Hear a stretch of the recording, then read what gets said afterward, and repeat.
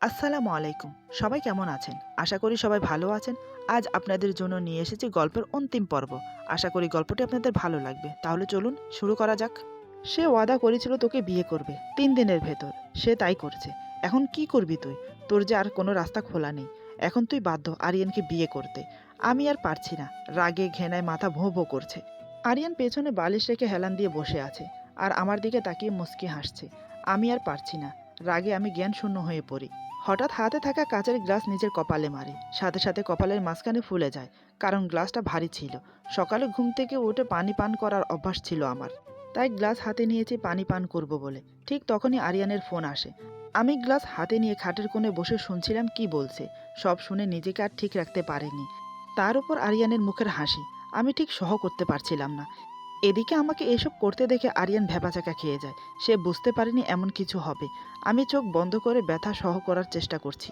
চোখের কোণ দিয়ে পানি গড়িয়ে পড়ছে। এত সহজে আমি হেরে যাব কখনো ভাবতে পারিনি। আরিয়ান খাটের উপরে বসেছিল। আমাকে এমন করতে দেখে তৎক্ষণাৎ হামাগুড়ি দিয়ে এসে আমাকে ধরে ফেলে। হাত থেকে গ্লাস কেড়ে নেয়। আমাকে বলে, কি করছো তুমি? তোমার কি মাথা খারাপ হয়েছে? ভাগ্যিস মাথা ফুলে গেছে। যদি মাথা ফেটে যেত তাহলে কি হতো? কেন এমন পাগলামি করছো? আমি রাগিত সুরে বললাম, বেশ করেছি। তোমাকে বলবো কেন? আমার মন যা চাইবে তাই করব। তুমি বলার কে? কেন আমার জীবনে এন্টারফাই করছো? আমাকে আমার মতো ছেড়ে দাও প্লিজ। আরিয়ান বলে, আচ্ছা তুমি চাইছোটা কি বলো তো? তুমি কি চাও না আমাদের বিয়েটা হোক? তোমার ওপর যে কলঙ্কের দাগ লেগেছে সেটা ধুয়ে মুছে যাক। আমি বললাম, আমি তোমার থেকে মুক্তি চাই। আমি চাই এই বিয়েটা না হোক। আর কোন কলঙ্কের কথা বলছো তুমি? ২ বছর আগে তো সব হয়ে গেছে। জায়গায় জায়গায় সারা বিশ্ব আমাকে নিয়ে সমালোচনা। সবাই আমার ভিডিও দেখে দেখে মজা নিয়েছে। এখন বলো তো, তোমার কাছে বিয়ে বসলে সারা বিশ্বজুড়ে প্রমাণ করতে পারবে আমি নির্দোষ ছিলাম? কয়জনের মুখ বন্ধ করতে পারবে? আমার জন্য তোমাকেও অনেক বাজে কথা শুনতে হবে। তারা তো আর জানে না তুমি সেই ছেলে। আরিয়ান বলে, সবকিছুর জন্য আমি প্রস্তুত। কে কি বলবে তাতে আমার কিছু যায় আসে না। তুমি আমার পাশে থাকলে সবকিছু জয় করতে পারবো ইনশাআল্লাহ। আমি বললাম, কিন্তু আমি চাই না তুমি আমার পাশে থাকো। আরিয়ান বলে, ঠিক আছে, তুমি একটা কাজ করো, নিচে যাও। তোমার মা বাবাকে বলো তুমি এই বিয়ে করবে না। সাথে এটাও বলো কেন করবে না। এই বিয়েতে কিন্তু সবাই খুশি। তোমার মা বাবাও মন থেকে সম্মতি জানিয়েছে। এখন তোমার উপর ডিপেন্ড করছে তুমি কি করবে। পারবে বলতে সবার সামনে? আমি অপরাধীর মতো মাথা নিচু করে বসে আছি। বলার ভাষা খুঁজে পাচ্ছি না। আমি চুপ দেখে আরিয়ান বলে, কি কোনো উত্তর খুঁজে পাচ্ছ না? আমি বলবো কি করা উচিত তোমার? আমি ওর কথা শুনে মুখ তুলে তাকায় জিজ্ঞাসু চোখে। আরিয়ান বলে, সবার খুশি মেনে নেওয়া উচিত। আমি জানি তুমি পারবে না মা বাবাকে না করতে, মা বাবার অবাধ্য হতে। তাহলে কেন নিজেকে কষ্ট দিচ্ছ? দেখো কপালের মাঝে কিভাবে ফুলে গেছে। খুব ব্যথা করছে তাই না? দাঁড়াও আমি আসছি। এই বলে ওয়াশরুম থেকে টাওয়াল ভিজিয়ে এনে কপালে চেপে ধরে। আমি ব্যথায় চোখ বন্ধ করে নিলাম। আমার মুখের ভাব দেখে আরিয়ান আমার হাত ধরে বলে, একটু শান্ত হয়ে বসো, দেখবে ঠিক হয়ে যাবে। আচ্ছা, আইস পাওয়া যাবে? আমার একটু দরকার ছিল। আমি বললাম, আছে, একটু দাঁড়াও আমি নিয়ে আসছি। এই বলে রান্নাঘরে চলে যাই। কিছুক্ষণ পর আরিয়ানের জন্য নাস্তা নিয়ে ফিরে আসি। সাথে আইস নিয়ে আসি।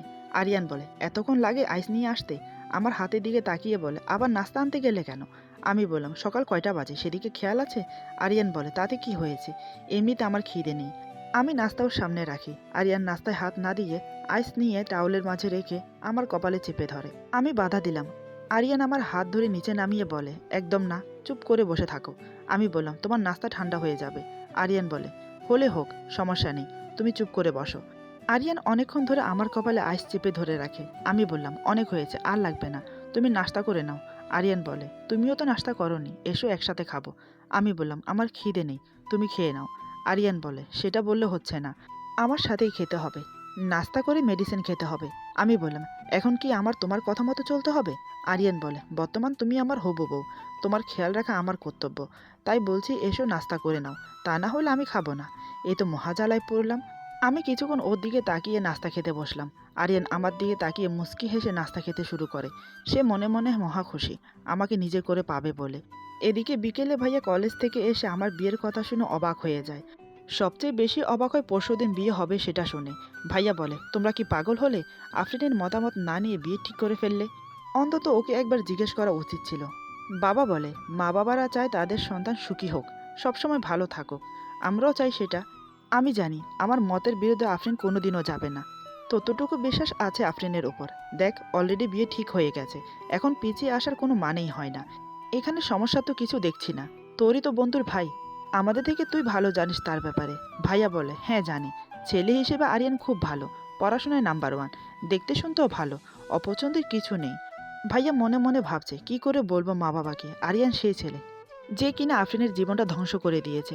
ভাইয়া দেখছে মা বাবা খুব খুশি আমার বিয়ে নিয়ে, তাই সব কিছু চেপে গিয়ে আরিয়ানের নামে ভালোই সুনাম করলো।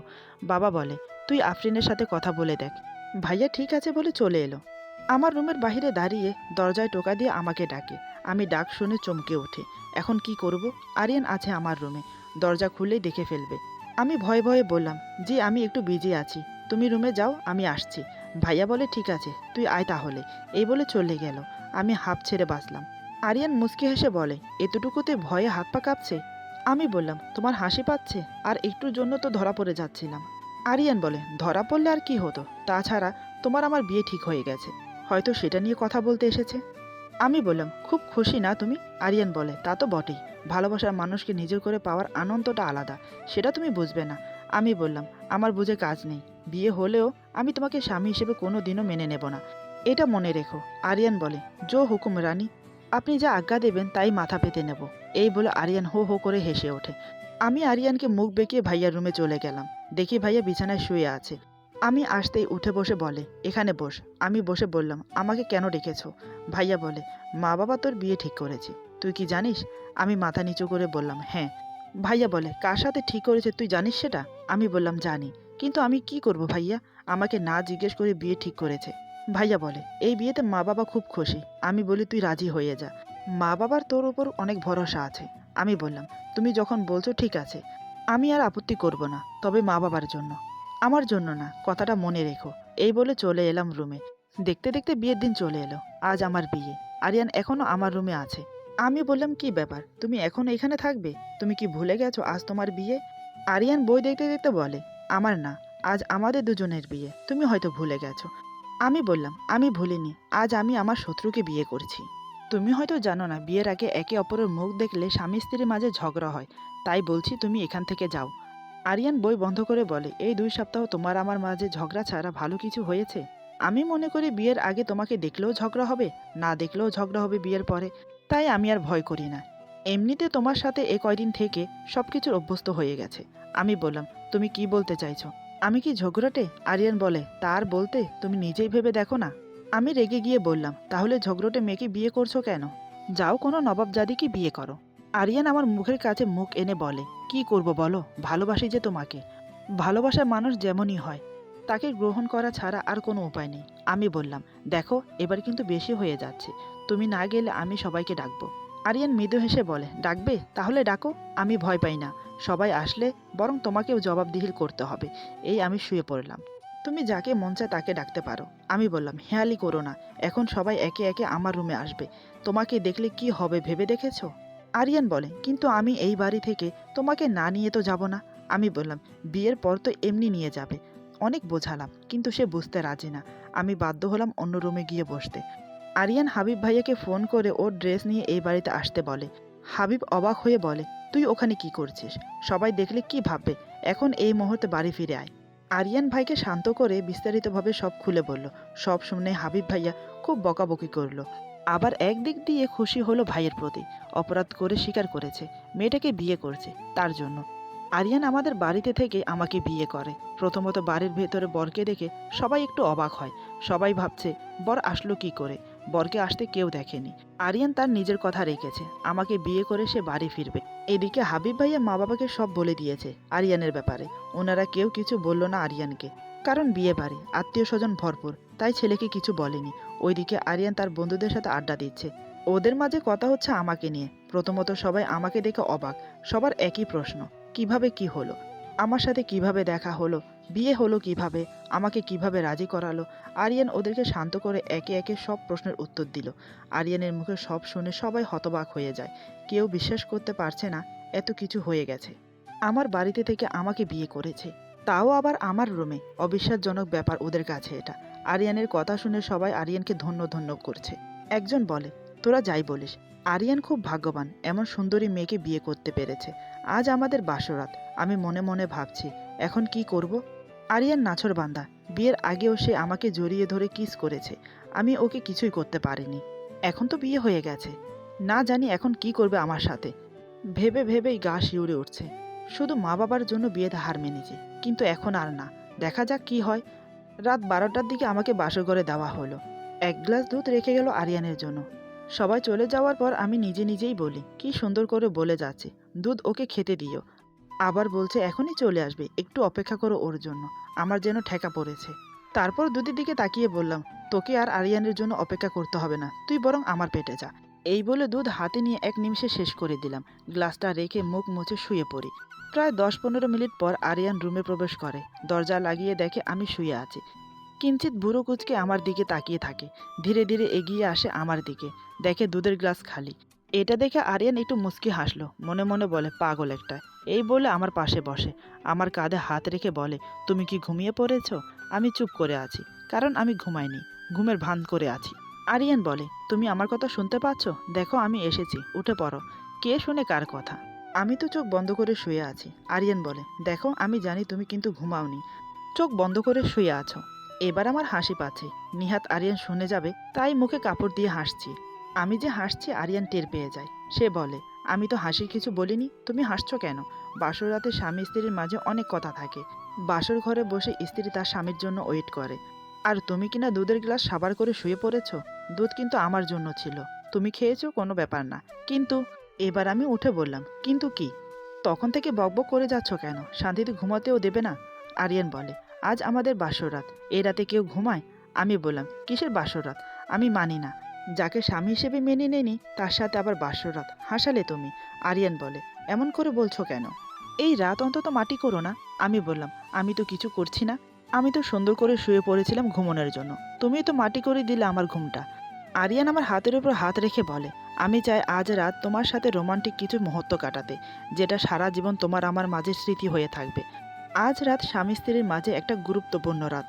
এই রাত স্বামী স্ত্রী কোনোভাবেই মিস করতে চায় না। কিন্তু তুমি কেন মিস করতে চাইছো? আমাদের কি উচিত না সব কিছু ভুলে গিয়ে দুজন দুজনের কাছে আসতে, মনে জমিয়ে রাখা ভালোবাসা একে অপরের প্রতি উজাড় করতে? আমি বললাম, এই শোনো, আমার কোনো ইচ্ছে নেই তোমার সাথে রোমান্টিক কোনো মুহূর্ত কাটানোর। শখ করে তোমাকে বিয়ে করিনি, মা বাবার মুখের দিকে তাকিয়ে তোমাকে বিয়ে করেছি। তাই আমার কাছ থেকে কিছুই আশা করো না। তোমার তো অভ্যাস আছে জোর করে আদায় করা। 2 সপ্তাহে এমন একদিন বাকি গেছে তুমি আমাকে জড়িয়ে ধরে কিস করনি। আমি বাধা দিয়েও তো নিজেকে বাঁচাতে পারিনি তোমার হাত থেকে। জোরপূর্বক আমাকে জড়িয়ে ধরে কিস করেছো। বর্তমান আমি তোমার স্ত্রী, চাইলে তুমি জোর করে আবার করতে পারো। একটা কথা মাথায় রেখো, জোর করে তুমি আমার দেহ ভোগ করতে পারবে, কিন্তু আমার মন, আমার ভালোবাসা কোনোদিনও পাবে না। আরিয়ান বলে, তুমি সত্যি কথাই বলেছ। জোর করে আমি তোমাকে জড়িয়ে ধরেছি, কিস করেছি, তাও নিজের স্বার্থে। চেষ্টা করেছি তোমাকে কাছে পেতে, তোমাকে নিজের করে পেতে। আমার চেষ্টা সফল হয়েছে। তোমাকে নিজের করে পেয়েছি, তোমার ভালোবাসাও একদিন ঠিকই জয় করব। আমি বললাম, কথায় আছে না, টাকা নাই মোটে, যেতে চাই বোটে। সেরকমই হয়েছে তোমার অবস্থা। তোমার সাথে কথা বলে সময় নষ্ট করতে চাই না। আমার ঘুম পাচ্ছে, আমি ঘুমালাম, তুমি নিচে ঘুমাও। আরিয়ান বলে, আমি এখানে ঘুমাবো, তোমার পাশে। আমি বললাম, একদম না, আমি তোমার পাশে শুতে পারবো না, আমি একা থাকতে চাই। আরিয়ান বলে, তুমি জানো বিয়ের পর স্বামী স্ত্রী একসাথে না থাকলে ফেরেশতারা ধিক্কার জানায়, সারা রাত তারা নালত জাহির করে। স্বামী স্ত্রী আলাদা থাকলে মাঝখানের জায়গা শয়তান দখল করে, তার ফলে স্বামী স্ত্রীর মাঝে দূরত্ব বাড়ে। তুমি কি চাও তোমার আমার সম্পর্কের মাঝে শয়তান দাখিল হোক? তুমি কি চাও আমাদের সম্পর্ক গড়ে ওঠার আগে ভেঙে যাক?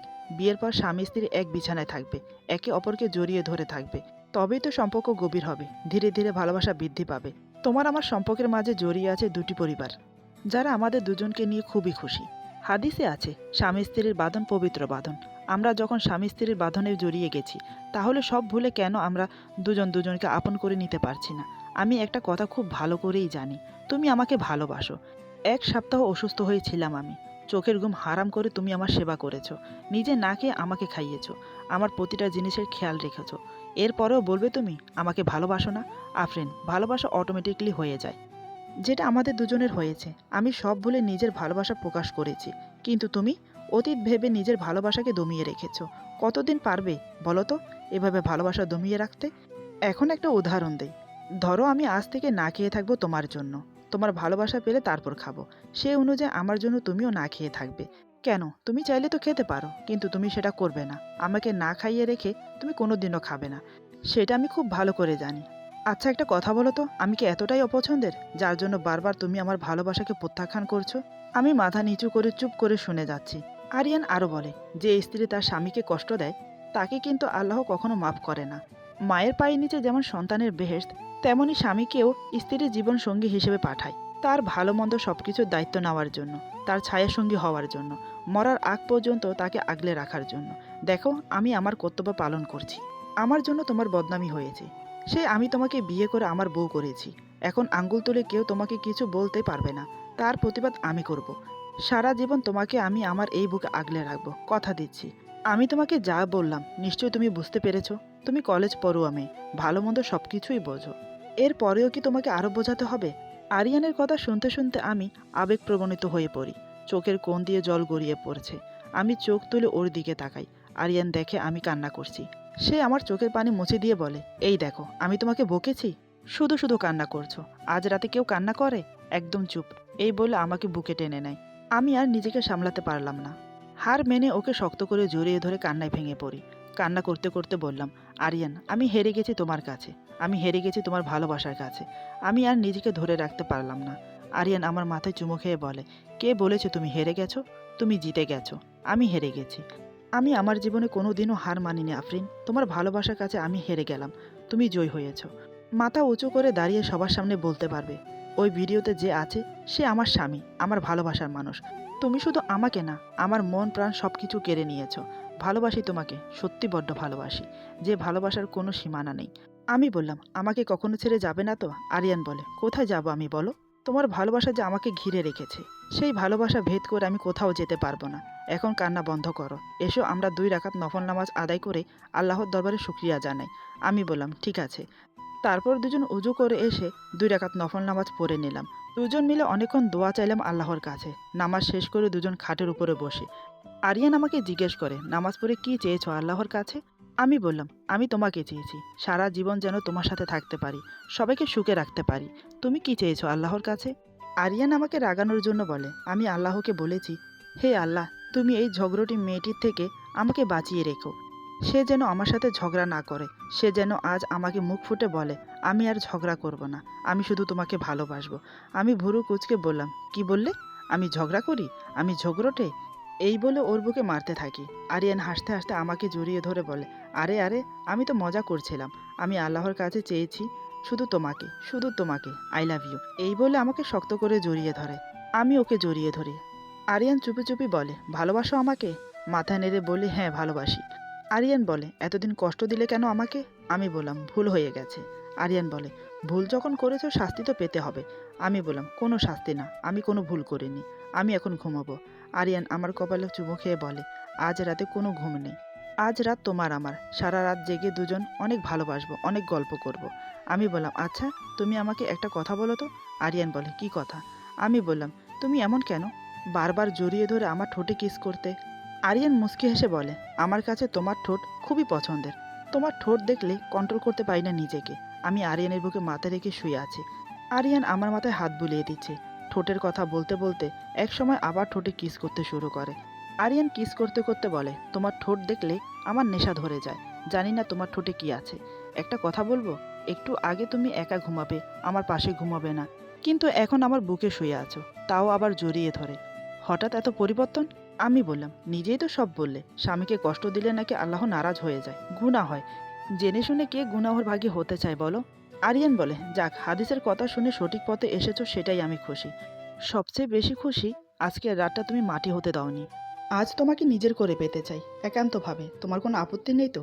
আমি বললাম, এখন কি পরের করে পেয়েছো? আমি তো তোমার কাছেই আছি, তোমার বুকে। আর একান্ত বলতে কি বোঝাচ্ছ? আমরা দুজন তো একান্তই আছি, ঘরে আর কেউ নেই তুমি আর আমি ছাড়া। আরিয়ান বলে, আরে বাবা, নিজের করে মানে আরও কাছে পেতে চাই, তোমাকে আদর করতে চাই। আমি বললাম, তাহলে এখন কি করছো? আদর করছো না? আরিয়ান বলে, ইয়ার কি করছো? তুমি যেন আমার কথা বুঝতে পারছো না। আমি জানি আরিয়ান কি বলতে চাইছে, আমি জেনে শুনে না বোঝার ভান করছি। আমি বললাম, এখানে ইয়ার্কির কি হলো? আরিয়ান আমাকে কিস করে বলে, নিজের করে মানে শারীরিক সম্পর্ক করতে যাচ্ছি। দেখো, আমি কিন্তু আর নিজেকে ধরে রাখতে পারছি না, এবার অন্তত আদর করতে দাও। আমি বুঝতে পারলাম আরিয়ান পারছে না নিজেকে ধরে রাখতে। আমি মুচকি হেসে ওর বুকে মুখ লুকাই। আরিয়ান বুঝতে পারলো আমার মনের ভাব, সেই খুশিতে টকবগিয়ে ওঠে, আমাকে আদর করতে থাকে। এক সময় প্রবল উত্তেজনা দুজনের মাঝে বিরাজমান হয়। সেই সময় আরিয়ান আমার কানে ফিসফিস করে বলে, এখন কিন্তু সঙ্গম করব, তোমার কোনো আপত্তি নেই তো? প্রথমবার হয়তো একটু ব্যথা পাবে, একটু ম্যানেজ করে নিও প্লিজ। ওর কথায় মুখ দিয়ে কোনো জবাব দিতে পারলাম না, শুধু মাথা নেড়ে সম্মতি জানালাম। আরিয়ান দেরি করলো না। এতদিনের সাধনা আজ পূরণ হতে যাচ্ছে, তাই দেরি করাটা বোকামি হবে। সে তার চরিতার্থ সাধন করতে লাগলো। প্রথমবার একটু সমস্যা হলেও পরে ঠিক হয়ে গেল। এখন দুজনে পরিতৃপ্তি শান্তি অনুভব করেছি। এভাবে কতক্ষণ কেটে গেল দুজনেই জানি না। এক সময় আরিয়ান ক্লান্ত হয়ে আমার পাশে শুয়ে পড়ল। আমাকে বুকে জড়িয়ে কপালে কিস করে বলল, আজ আমার সাধনা, আমার স্বপ্ন, আমার আশা সব সার্থক হয়েছে তোমাকে পেয়ে। ভালোবাসা মনে হয় এমনই হয়, তাই না? সত্যি আমি কল্পনা করিনি এত সহজে তোমাকে পেয়ে যাব, তোমার ভালোবাসা জয় করতে পারবো। আমি বললাম, এত সহজে পারতে না যদি না তুমি আমাকে হাদিস শোনাতে। হাদিস শুনে বাধ্য হলাম নিজেকে পরাজয় করতে। তা না হলে এত সহজে তোমার কাছে আমি ধরা দিতাম না। আরিয়ান বলে, যা সত্যি তাই বলেছি। সত্যি বলে ভালোবাসা জয় করেছি। এর চেয়ে বেশি আর কি চাই? তার জন্য আল্লাহর দরবারে লাখ লাখ কোটি কোটি শুকর আলহামদুলিল্লাহ, তিনি মুখ তুলে চেয়েছেন। এভাবে সারা রাত ফুলশুটি করে দুজনের রাত কাটিয়ে দিলাম। আমাদের দুজনের মাঝে মীমাংসা হয়ে গেল। একে অপরের ভালোবাসা জাহির করে নিলাম। এভাবেই চলতে থাকে আমাদের ভালোবাসা। আজকের গল্প এখানে সমাপ্ত।